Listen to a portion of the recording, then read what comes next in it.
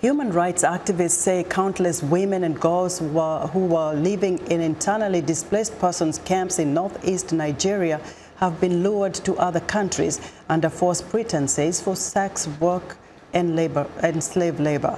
A new campaign is trying to educate women about their dangers. In Maiduguri, Chika Oduah went out with the campaigners and interviewed 2 women who were trafficked abroad and who are now back in Nigeria. Activists are hitting the streets of Maiduguri to warn people about the dangers of human trafficking. These are people who have come to Maiduguri to run away from the terrorist group Boko Haram. But even in Maiduguri, where they found refuge, other dangers lurk. Human traffickers are seducing IDPs, internally displaced persons, using false promises of employment.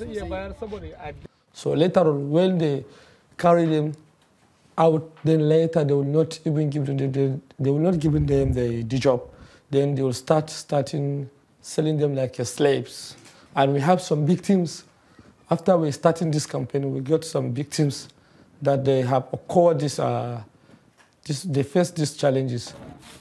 Nana Abdullahi, an orphan, was selling goods on Maiduguri streets to make money when she met a man who said he could help her. I told him I would like a job so that I can take care of myself. He said okay, and he took me. I thought we were going someplace like Kano, but when we got there, he went all the way with me to Niger. After a month of what she described as an ordeal, Nana ran away and found her way back to Nigeria. More than 1 million IDPs live in Maiduguri, the capital of northeastern Nigeria's Borno State. This is where Boko Haram started, launching attacks across the region that have so far killed more than 30,000 people.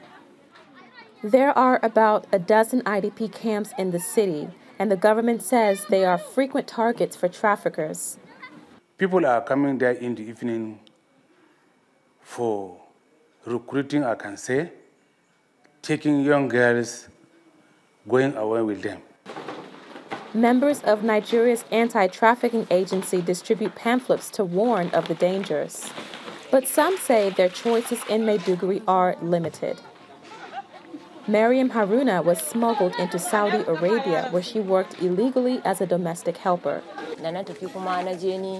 I spent 2 years there working. Unfortunately, one day when I was coming back from work, I got caught and was deported back home. Despite having to pay back the man who trafficked her, Mariam says she would rather go back to Saudi Arabia because her life there was better than her life here. But these activists hope she goes back legally. They say people who have suffered and survived Boko Haram attacks should not have to fall victim again to human traffickers. Chika Oduah in Maiduguri, Nigeria, for VOA News.